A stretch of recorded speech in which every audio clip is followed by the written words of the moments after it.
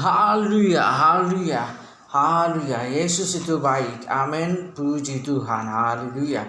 Sebelum kita mendengar firman Tuhan, terlebih dahulu kita berdoa bersama dan saya akan pimpin kita dalam doa. Mari kita berdoa bersama.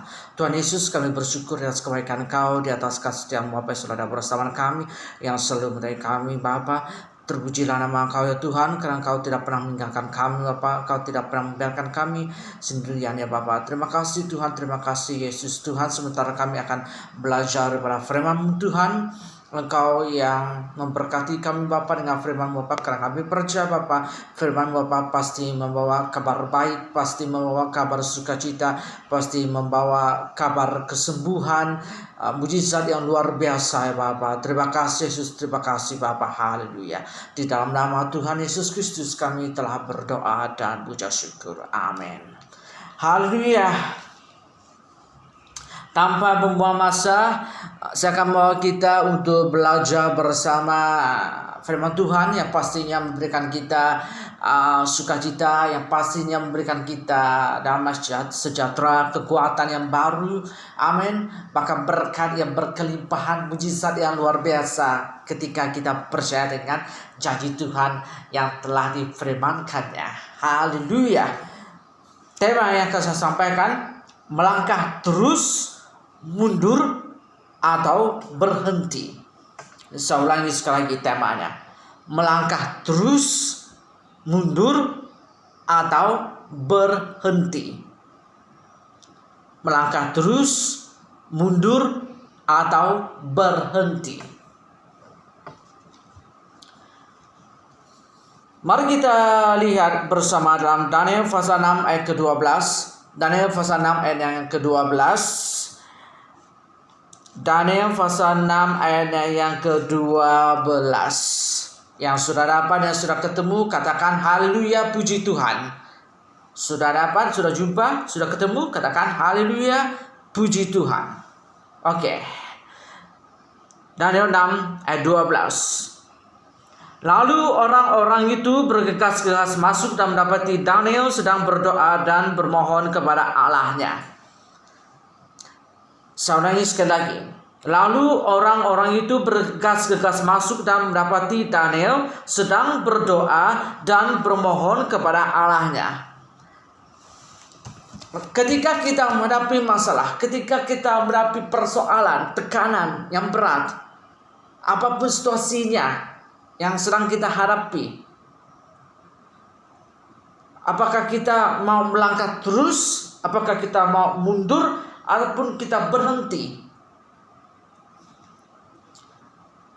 Sebagai orang yang percaya kepada Yesus, langkah pertama, bagaimana kita menghadapi situasi yang mencemaskan, bagaimana kita menghadapi masalah yang berat, tantangan, pencobaan yang berat. Langkah yang pertama, seperti yang saya katakan tadi, yaitu tema kita, sebenarnya suatu kita menghadapi masalah, apakah kita mau melangkah terus, apakah kita mau mundur, ataupun kita mau berhenti ketika kita menghadapi situasi yang kelihatannya berat bagi kita. Langkah yang pertama, berdoa dalam keadaan yang tenang. Berdoa dalam keadaan yang tenang, seperti yang dilakukan oleh Daniel ketika dia mendengar akan perintah di mana Raja Darius telah mengeluarkan suatu perintah bahwa setiap orang yang ingin meminta ataupun ingin berdoa itu harus meminta hanya daripada Raja Darius. Pada masa itu mereka tidak boleh meminta selain daripada Raja Darius. Jikalau mereka didapati meminta sesuatu selain daripada Raja Darius, maka seketika itu juga tanpa membuang waktu mereka akan terus dilemparkan ke gua singa. Mereka akan terus dilemparkan ke gua singa tanpa ada perbicaraan, ya, tanpa ada penghakiman, mereka akan terus dilemparkan ke gua singa. Jikalau mereka dapati meminta sesuatu selain daripada Raja Darius. Namun apa yang dilakukan oleh Daniel ketika dia mendengar, seperti yang dikatakan dalam Daniel pasal 6 ke-12 tadi, lalu orang-orang itu bergegas masuk dalam hati Daniel sedang berdoa dan bermohon kepada Allahnya. Ketika orang-orang ini tadi adalah pembesar Raja Darius yang cemburu, yang iri hati, yang tidak senang dengan pangkat, dengan kedudukan yang dimiliki oleh Daniel. Karena Daniel ternyata lebih bijak, lebih berhikmat, lebih terkenal daripada mereka. Itu mereka melakukan jebakan terhadap Daniel. Dan ketika mereka mendapati Daniel sedang berdoa. Dan Daniel dalam keadaan yang tenang suatu dia berdoa. Dia tidak peduli dengan situasi, sama ada situasi itu mencemaskan ataupun menakutkan, karena dia percaya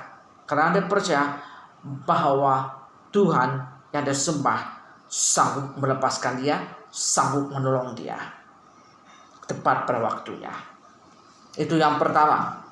Ketika kita menghadapi masalah, ketika kita menghadapi situasi yang mencemaskan, apakah kita melangkah terus, ataupun kita mundur, ataupun kita berhenti?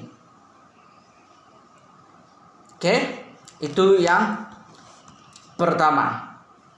Berdoa dalam keadaan yang tenang. Yang kedua, menaikkan pujian dengan sukacita. Menaikkan pujian dengan sukacita. Daniel pasal 6 ayatnya yang ke-11. Daniel pasal 6 ayatnya ke-11. Sudah dapat? Daniel pasal 6 ayatnya yang ke-11 yang berkata seperti ini. Yang sudah dapat katakan haleluya, puji Tuhan. Daniel pasal 6 ayat ke-11. Yang di atas tadi. Demi didengar Daniel bahwa surat perintah itu telah dibuat, pergilah ia ke rumahnya. Dalam kamar atasnya ada tingkap-tingkap yang terbuka ke arah Yerusalem. 3 kali sehari ia berlutut berdoa serta memuji Allahnya seperti yang biasa dilakukannya. Ini langkah yang kedua. Bagaimana kita menghadapi masalah? Sama kita mau melangkah terus dalam pujian kita, ataupun kita mundur dari pujian kita, bahkan kita mau stop untuk memuji Tuhan ketika kita menghadapi masalah. Langkah yang kedua, menaikkan pujian dengan penuh sukacita. Meskipun di tengah badai, meskipun di tengah situasi yang menakutkan, di situasi yang mencemaskan, ada rintangan yang berat, tetap menaikkan pujian dengan sukacita. Seperti yang dilakukan oleh Daniel. 3 kali sehari ia berlutut. Apa yang dilakukannya? Yaitu apa? Berlutut, berdoa, memuji. Berlutut, berdoa, memuji. Berlutut, berdoa, memuji. 3 ini yang dilakukan oleh Daniel, yang harus kita lakukan juga ketika kita menghadapi masalah, ketika kita menghadapi rintangan, situasi yang mencemaskan. Berlutut sama Tuhan, berlutut kepada Tuhan, memuji Dia, berdoa. Tidak ada jalan lain, tidak ada shortcut, tidak ada jalan pintas selain daripada berlutut. Arti berlutut, kita merendahkan diri kita hadapan Tuhan. Kita mengaku akan kelemahan kita. Kita mengaku akan kekhawatiran kita, ketakutan kita. Kita mengaku akan kekecewaan kita, kesedihan hati kita. Tapi jangan biarkan semuanya itu menjadi penghalang kita untuk memuji Tuhan. Jangan biarkan itu menjadi penghalang kita untuk berdoa kepada Tuhan. Amin. Yang kedua, menaikkan pujian dengan penuh sukacita. Seperti yang dilakukan oleh Raja Yosafat ketika ada berapa dengan Bani Amon, Bani Moab, dan orang Yudim. Mari kita buka bersama dalam doa Tawarikh pasal 20. Doa Tawarikh pasal 20 ayat 20 sehingga ayat yang ke-22. Doa Tawarikh pasal 20 ayat 20 sehingga ayatnya yang ke-22. Doa Tawarikh pasal 20 ayatnya yang ke-22. Sudah dapat katakan haleluya, puji Tuhan. Keesokan harinya, pagi-pagi mereka maju menuju padang gurun Tekoa. Ketika mereka hendak berangkat, berdirilah Yosafat dan berkata, "Dengar, hai Yehuda dan penduduk Yerusalem, percayalah kepada Tuhan Allahmu dan kamu akan tetap teguh. Percayalah kepada nabi-nabinya dan kamu akan berhasil." Ayat 21. Setelah ia berunding dengan rakyat, ia mengangkat orang-orang yang akan nyanyian untuk Tuhan dan memuji Tuhan pakai kudus yang semarak. Pada waktu mereka keluar di muka orang-orang bersenjata sambil berkata, "Nyanyikanlah nyanyian syukur bagi Tuhan, bahwasanya untuk selama-lamanya kasih setianya." Ayat 22. Ketika mereka mulai bersorak-sorai dan menyanyikan nyanyian pujian, dibuat Tuhanlah penghadangan terhadap Bani Amon dan Moab dan orang-orang dari pergunungan Seir yang hendak menyerang Yehuda, sehingga mereka terpukul kalah. Secara manusia, Raja Yosafat, secara manusia, dia takut, cemas, bimbang, khawatir, ragu-ragu. Sebagai manusia, saya bertanya, sebagai manusia, ketika kita menghadapi masalah, ketika kita menghadapi situasi yang mencemaskan, apakah kita boleh takut sebagai manusia? Sebagai manusia, boleh, bisa aja. Tetapi, dengar baik. Tetapi, soalnya sekali lagi, tetapi jangan biarkan ketakutan kita menghalang kita daripada untuk berseru manggil nama Tuhan. Jangan biarkan ketakutan kita untuk menghalang kita menaikkan pujian. Amin. Jangan biarkan ketakutan kita mengalahkan kita, sehingga kita tidak dapat memuji Tuhan. Boleh takut, boleh, tetapi jangan sampai ketakutan itu menghalang kita untuk percaya kepada Tuhan. Seperti yang dilakukan oleh Raja Yosafat. Apa yang dilakukan olehnya? Dia percaya, dia taat, dan dia lakukan. Dia percaya, dia taat ketika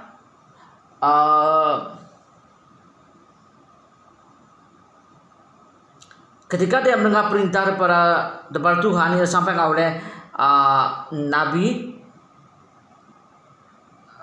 Nabi Yahazil bin Zakaria. Ketika dia mendengar perkataan yang diucapkan oleh Nabi Yahazil bin Zakaria ini, tiba-tiba semangatnya menjadi pulih kembali. Tiba-tiba semangatnya menjadi kuat kembali. Tadinya dia down, tadinya dia merasa putus asa, tadinya dia takut, dia cemas, dia bimbang, dia ragu-ragu. Tapi ketika dia mendengar perkataan yang diucapkan oleh Nabi diucapkan oleh Yahazil bin Zakaria bin Benaya bin Matanya, seorang Lewi dari Bani Asaf, dia hatinya menjadi bangkit kembali, hatinya menjadi semangat kembali, berkobar-kobar kembali. Amin. Kenapa? Karena dia mendengar. Dan ketika dia mendengar, dia percaya. Dia bukan sekedar percaya, dia taat. Dia bukan sekedar taat, bahkan dia melakukan apa yang diperintahkan oleh Tuhan. Ini disampaikan oleh Yahazil bin Zakaria dari bin Benaya bin Matanya. Apa yang dilakukannya?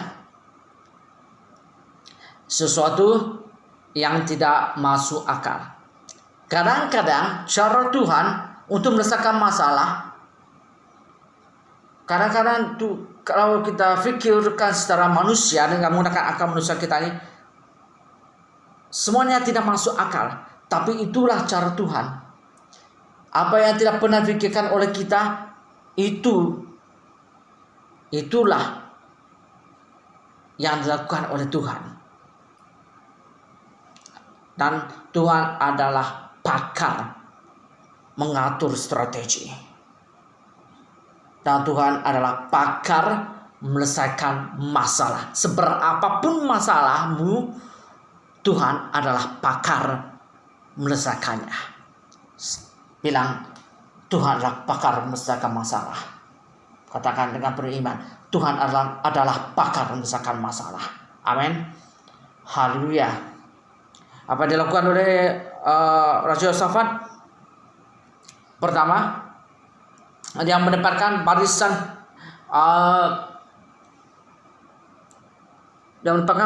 pemuji. Seharusnya yang berada di barisan hadapan adalah para tentara. Dan yang harus memimpin para tentara adalah raja. Ya kan? Siapa yang pernah nonton film tema peperangan? Yang ada raja yang berperang dengan raja yang lain. Siapa yang pernah nonton? Siapa yang berada di barisan hadapan? Raja kan? Seorang raja yang harus berada di barisan hadapan. Tetapi apa yang berlaku di sini adalah dia menempatkan para pemuji berada di barisan hadapan. Dan yang lebih tidak masuk akalnya lagi adalah seharusnya nyanyian yang mereka nyanyikan adalah nyanyian yang bertemakan peperangan. Kenapa? Karena situasi pada masa itu, keadaan pada masa itu adalah berperang. Tapi apa yang mereka nyanyikan adalah tema kesyukuran. Tema kesyukuran. Itu yang mereka nyanyikan, bukan tema peperangan. Dan ketika Raja Yosafat, dia tidak menyoal, dia tidak membantah, dia tidak melawan, bahkan dia percaya sebelumnya, dia taat sebelumnya, dan dia melakukan sebelumnya apa yang diperintahkan oleh Tuhan. Ayat 22. Ketika mereka mulai bersorak-sorai dan menyanyikan nyanyian pujian, dibuat Tuhanlah perhadangan terhadap Bani Amon dan Moab dan orang-orang dari Gunung Seir yang hendak menyerang Yehuda, sehingga mereka terpukul kalah. Ketika kita mulai bersorak-sorai, ketika kita mulai mereka pujian dengan penuh sukacita, dengan penuh semangat, ketika kita mulai melangkah terus, kita tidak mundur, kita tidak berhenti, maka kita melangkah terus dalam pujian kita dengan penuh sukacita, dengan penuh semangat, kita akan melihat bahwa Tuhan bekerja menyelesaikan masalah. Seperti yang saya katakan tadi, Tuhan adalah pakar menyelesaikan masalah. Amin. Yang ketiga, tekun beribadah. Artinya di sini tetap berdoa dan menyembah Tuhan. Tetap berdoa dan menyembah Tuhan. Mari kita buka bersama dalam Daniel pasal 6 ayat 17. Daniel pasal 6 ayatnya yang ke-17. Daniel pasal 6 ayat 17. Dapat semuanya? Yang sudah dapat katakan haleluya, puji Tuhan. Haleluya, haleluya. Ayat 17, Daniel 6:17. Sesudah itu raja memberi perintah, lalu diambillah Daniel dan lemparkan ke dalam gua singa. Berbicaralah raja pada Daniel, Allahmu yang kau sembah dengan tekun, dialah kiranya yang melepaskan engkau. Yang ketiga, tekun beribadah. Artinya tetap berdoa dan tetap menyembah Tuhan. Meskipun engkau dan aku berada dalam situasi yang mencemaskan, dalam situasi yang menakutkan, dalam keadaan yang tidak menyenangkan, jangan lupa berdoa. Tetap berdoa, tetap menyembah Tuhan. Amin. Tetap berdoa, tetap menyembah Tuhan. Yang keempat, mengaku kebesaran kuasa Tuhan. Daniel pasal 6 ayat 26 sampai dengan ayat 28. Daniel pasal 6 ayat 26 sampai ayat yang ke-28. Yang sudah dapat katakan haleluya, puji Tuhan. Daniel pasal 6 ayat 26 sampai dengan ayat yang ke-28.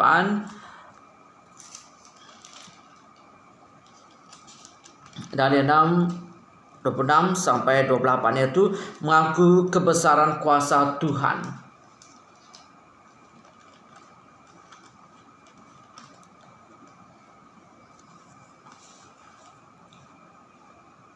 Sudah dapat? Oke, saya bacakan untuk kita semua. Kemudian Raja Darius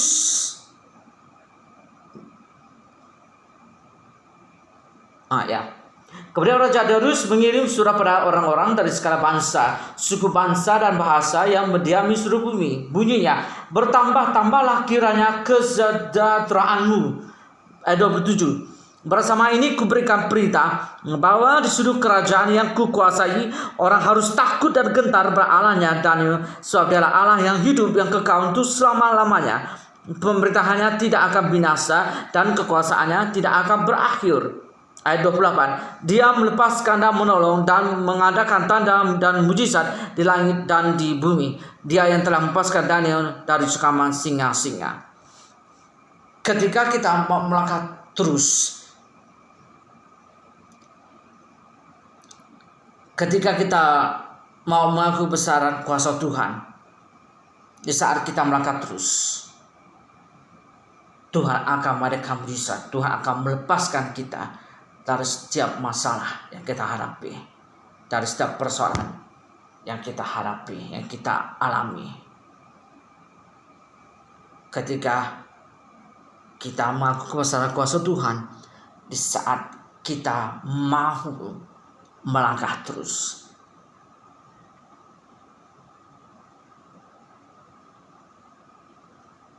Amin. Melangkah terus. Jikalau kita mau melangkah terus, di saat kita mengaku kebesaran kuasa Tuhan, percaya dan yakinlah bahwa Tuhan akan menghadirkan mujizat yang luar biasa. Tuhan akan melepaskan kita daripada situasi yang menakutkan, daripada masalah yang mencemaskan kita. Dan yang terakhir sekali, mengarahkan pandangan iman kepada Yesus dan berharap selalu padanya. Mari kita baca dalam 1 Samuel pasal 45.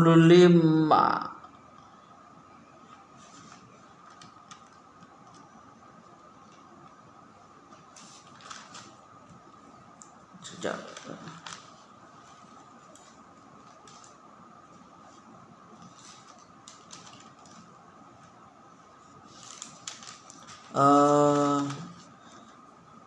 1 Samuel 45 dan 1 Samuel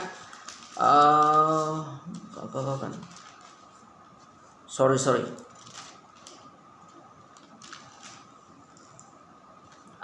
Samuel 17 ayatnya yang ke-45 sehingga ayatnya yang ke-17 sehingga ayatnya yang ke-40. Maafkan saya. Sama sekali 1 Samuel pasal 17 ayatnya yang ke-45 sehingga ayatnya yang ke-50. 1 Samuel pasal 17 ayat 45 sehingga ayat yang ke-50. Ini yang terakhir, yaitu mengarahkan pandangan iman kepada Yesus dan berharap selalu padanya. Ini suatu kita hadapi masalah,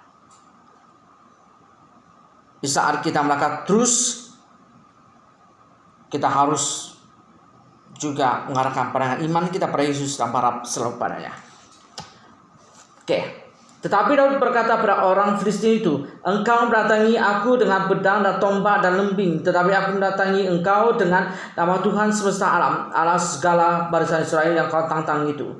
Ayat 46. Hari ini juga Tuhan akan menyerahkan engkau ke dalam tanganku, dan aku akan mengalahkan engkau dan memenggal kepalamu dari tubuhmu. Hari ini juga aku akan memberikan mayatmu dan mayat tentara orang Filistin kepada burung-burung di udara dan kepada binatang-binatang liar, supaya seluruh bumi tahu bahwa Israel milik Allah. Ayat 47. Dan supaya dalam jemaah ini tahu bahwa Tuhan menyelamatkan bukan dengan pedang dan bukan dengan lembing, sebab di tangan Tuhanlah pertempuran, dan Ia pun menyerahkan kamu ke dalam tangan kami. Ayat Oke, terus kita baca lagi ayat 8. Ketika orang Filistin itu bergerak maju untuk menemui Daud, maka segeralah Daud berlari kepada sang musuh untuk menemui orang Filistin itu. Lalu Daud memasukkan tangannya dalam kantungnya, diambilnya lah sebuah batu dari dalamnya, diumbannya, maka kenalah dahi orang Filistin itu, sehingga batu itu terberam dalam dahinya, dan terjerumuslah ia dengan mukanya ke tanah. Demikianlah Daud mengalahkan orang Filistin itu dengan umban dan batu. Yang mengalahkan orang Filistin itu dan membunuhnya tanpa pedang di tangan. Ketika kita melangkah terus, suatu kita menghadapi masalah, seperti yang dilakukan oleh Daud. Daud pada masa ini dia belum lagi menjadi raja. Dia masih lagi, kalau saudara tahu, ada 2 tugas. Yang pertama, tugas Daud apa? Gembala.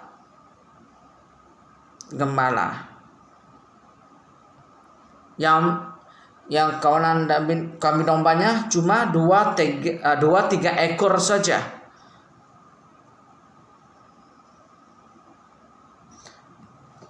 Dan tugas yang kedua adalah dia adalah tukang penghantar makanan.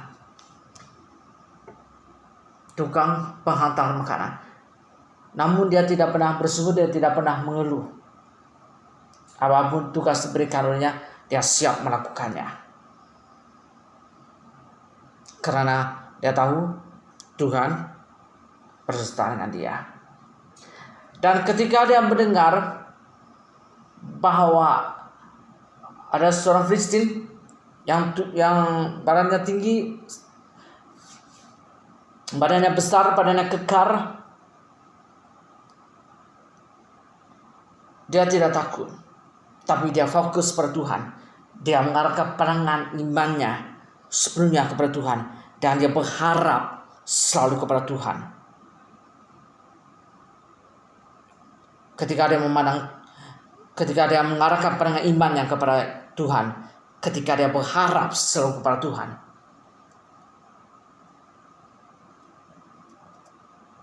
dua senjata yang digunakan pakai oleh Daud adalah umban dan batu. Tidak ada senjata yang canggih pada masa itu, cuma 2 ini saja, batu dan umban dan batu, batu dan umban dan batu. 2 senjata ini saja dipakai oleh Daud pada masa itu. Dan itu pun ketika Daud belum lagi menjadi raja. Ketika dia menaruhkan pengharapannya, ketika dia mengarahkan pandangan imannya kepada Yesus dan mengharap selalu kepada Yesus, saya percaya ketika dia memutar akan palingnya batunya, saya percaya tangan Tuhan memegang tangannya bersama. 1, 2, 3. Dan apa yang dikatakan oleh kitab, tepat kena dahi dan terbenam ke dalam dahi, dan itu menyebabkan Goliat, orang Filistin itu tewas seketika itu juga, tidak menunggu detik yang lama. seketika itu juga terus rebah, terus meninggal. Dan ketika kita mau melangkah terus, suatu kita menghadapi masalah, suatu kita mengarahkan pandangan iman kita, di saat kita melangkah terus tapi masalah, Tuhan akan berserta dengan kita. Tuhan akan berserta dengan kita. Amin. Mari kita berdoa bersama. Tuhan Yesus, kami bersyukur ya Bapa di atas kebaikan Engkau, ya Bapa, yang telah mengajarkan kami Bapa agar kami tetap selalu melangkah terus dalam menghadapi masalah Bapa. Karena ketika kami melangkah terus, kami akan dapat melihat mujizat-Mu yang terjadi Bapa. Karena kami percaya Bapa, di saat kami melangkah terus, suatu kami menghadapi masalah Bapa, suatu kami menghadapi rintangan, situasi yang mencemaskan ya Tuhan, Engkau hadir Bapa. Karena kami percaya Tuhan bahwa Engkau adalah pakar merasakan masalah kami Bapa. Terima kasih Yesus, terima kasih Bapa. Haleluya Bapa. Ajari kami Bapa untuk tetap selalu berdoa dalam keadaan yang tenang. Ajari kami Bapa agar kami senantiasa memuji Engkau Bapa dengan penuh sukacita Bapa, dengan penuh semangat ya Bapa. Ajari kami Bapa agar kami tetap tekun beribadah, yaitu tetap berdoa, tetap menyembah-Mu Tuhan, apapun keadaan kami Tuhan, apapun situasi yang kami hadapi ya Bapa. Tuhan, ajari kami Tuhan agar kami tetap selalu mengaku akan kebesaran kuasa-Mu Yesus. Terima kasih Yesus, terima kasih Bapa. Dan juga Tuhan, Engkau berikan kami kekuatan ya Bapa, agar kami Tuhan tetap selalu mengarahkan pandangan iman kami kepada Engkau ya Tuhan, dan juga berharap selalu kepada Engkau Yesus. Terima kasih Bapa, terima kasih Yesus. Haleluya. Segala pujian, hormat, syukur, kemuliaan, kekuatan, kekuasaan, kejayan, dan kemenangan hanya milik Yesus Kristus Tuhan, dari dahulu, sekarang, sampai selamanya, dan kekal sampai selamanya. Haleluya. Di dalam nama Tuhan Yesus Kristus kami telah berdoa dan mengucap syukur. Amin.